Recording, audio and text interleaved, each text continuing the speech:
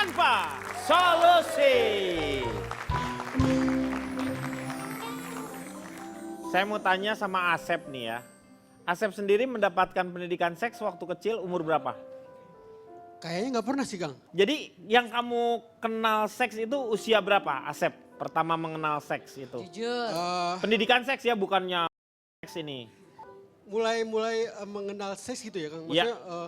Kamu tahu laki-laki, tanggung jawab kamu sebagai laki-laki. Kayaknya itu udah naluri aja gitu, Kang. Naluri Jadi, aja. Kita mungkin pas SMP kali ya suka SMP. sama perempuan, terus Kan suka ada debar-debar kayak gitu dan suka kalau anak SMP kan bisa pipis bareng gitu kan. Ya misalnya kan ya. lihat-lihatan gitu kan waktu Emang gitu Pak? ya SMP. Emang gitu kalian pipis lihat-lihatan SMP? Bapak aja? Ya enggak sama Wah, Pak, ya. emang SMP sudah boleh? Dan Ya, malah pas ya nggak kuliah boleh. baru mulai. Sama aja Telat sebenarnya sih berarti. nggak boleh. iya saya pipisnya di bawah pohon sih, Pak. Jadi nggak lihat-lihatan gitu sama Oh, saya. pipisnya Ada di yang bawah tepat pohon. ya kebetulan. Masa ya. semut rang-rang nggak ngomong? Bola pipis. Semutnya nggak ngomong, Iya. gigit.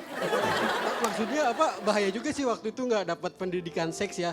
Tapi alhamdulillahnya emang mungkin nggak ada yang mau sama saya gitu. Jadi saya nggak ada kriminalitas yang terjadi sama saya mengenai pelecehan seks atau apa. Ada satu hal yang paling penting adalah kalau misalnya dia tidak diajarkan mengenai masalah seksnya sendiri oleh orang tua, tapi kalau orang tua mengajarkan masalah agama, kita jadi tahu gitu mana yang boleh, mana yang enggaknya. Biasanya seperti itu. Nah, Mbak Intan sendiri kalau misalnya si orang tua nih, peran-peran orang tua itu yang paling penting, yang dominan seharusnya mengajarkan itu ayah ibu atau dua-duanya atau ayahnya aja atau ibunya saja?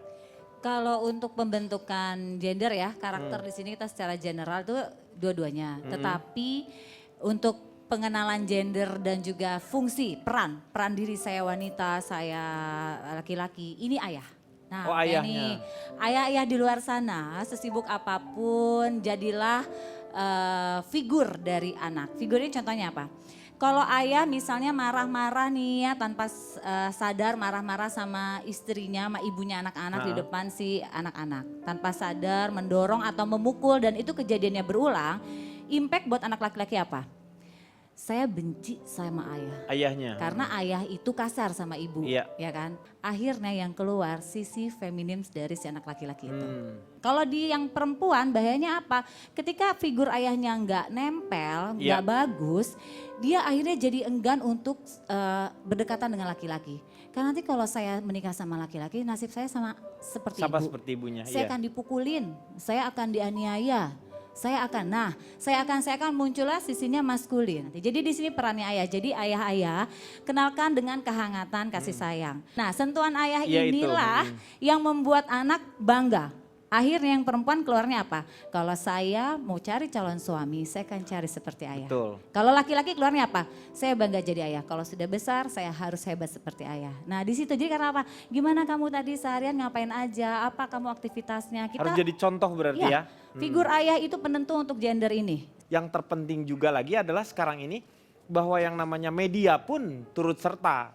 Itu terutama televisi. Bagaimana? Nah ini kira-kira peran televisi itu harusnya seperti apa? Saya tanya sama Ronald dulu, silakan. Oke, kalau saya masih ke fokus yang tadi dulu ya. Yang ini Kang. Yang mana?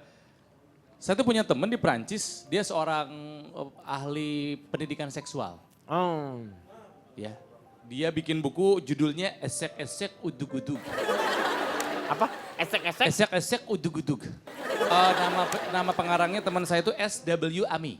Jadi kata si S.W. Ami dia yang bilang begini, saya rangkum jadi 4 aja katanya. Jadi bagaimana orang tua harus bersikap mengajarkan sex education kepada anak. Yang pertama adalah Shingemut ilmu kolot pasurang letik. Jadi coba ingat-ingat lagi bagaimana cara orang tua kamu mengajarkan pendidikan seks pada saat kamu waktu dulu kecil. Ingat-ingat lagi dulu, sebelum kita ngajarin anak kita, ingat-ingat dulu kita diajarin orang tua kita seperti apa. Kalau misalnya udah bagus, lanjutkan. Tentunya dengan dimodifikasi, karena zaman berubah, harus dinamis. Tapi kalau misalnya salah, perbaiki. Yang kedua, bagaimana caranya orang tua mengajarkan pendidikan seks kepada anak? Ini penting banget nih Kang. Dia bilang gini, budak kevo, kulut kudu lebih kevo. Oh, jadi kalau anak ingin tahu, bapak harus lebih tahu. Orang tua Orang harus tua lebih banyak pengen tahu dibandingkan dengan anak pengen tahu. Bunda, bagaimana cara aku keluar dari perut bunda? Harusnya kita jawab, Iya. jangan dulu, balikin lagi. Menurut adek gimana? Apa yang kamu ketahui? Betul. Jadi kita akan tahu apa yang ada di pikiran mereka. Siapa tahu salah, kita koreksi. Yang ketiga, aus referensiong metikawir. Haus referensi. Aus. Hah? Aus baca. Oh baca. Aus Oh baca. Aus Iya. referensiong metikawir. Baca referensi. Supaya kita nggak tegang, nggak takut. Iya. Ada orang tua takut pas ditanya sama anak, waduh anakku nanya ini. Kenapa? Karena kurang referensi. Iya. Kurang banyak baca, kurang banyak tanya. Jadi ketika anak tanya, wah kaget, bingung, mules. Padahal kalau kita banyak tanya, banyak referensi, ya aus referensiong, kita tahu. Jawaban ini harus begini, Benar caranya jadinya. begini. Iya. Dan terakhir, kata SWMI, edukasi seksual, ya, edukasi seksual, modernerin. Apa? Education seksual. Edukasi seksual, ya Moa. pendidikan seksual, Ya. edukasi seksual modernerin. Tidak akan berhenti-henti. Betul, ini Iya. adalah sebuah kegiatan yang berkelanjutan. Iya. Jangan sekali ngejelasin ke anak, kamu anggap anak langsung mengerti, tidak. Mungkin saja ya waktu itu dia iya karena bingung. Jelaskan lagi, berkala, jelaskan lagi sampai kita rasa, oh ini anak memang sudah mengerti. Iya.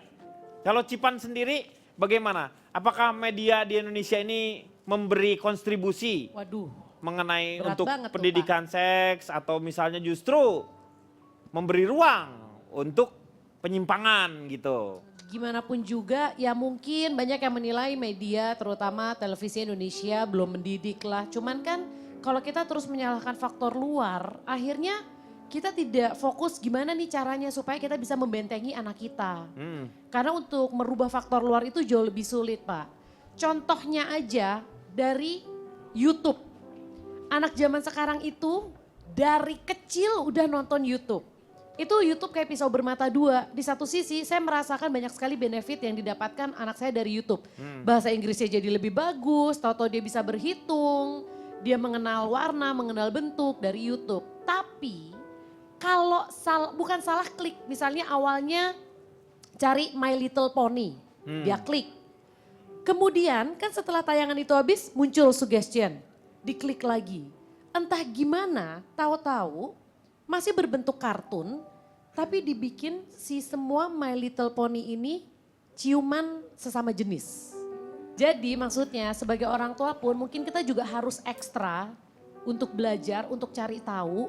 Bukan dengan melarang anak gak boleh gadget, bukan juga di sebelah dia terus ngecekin terus. Tapi gimana caranya kita juga bisa memberikan aplikasi-aplikasi yang emang beneran aman. Oke, kalau calon tong gimana? Peran media nih. Kalau media mungkin kita lebih relevan kalau membahas televisi mungkin Pak. Iya televisi maksudnya. Iya kalau itu kan internet itu kan YouTube dia. sudah sangat liberal lah ya. Kita ngomong televisi yang jelas ini ada di rumah. Ya kalau antenanya nggak pas nggak jelas juga Pak ya. Iya. Makanya pakai Oh, yang maksudnya TV-nya. Nah tuh Bapak tuh bagus. Ini yang perlu kita perhatikan. Kita harus jeli betul memperhatikan tayangan televisi. Karena kan televisi ini tidak bisa kita lihat di radio. kan televisi ini. Iya makanya. Kan televisi, orang televisi kan jelas dikirimnya lewat surat.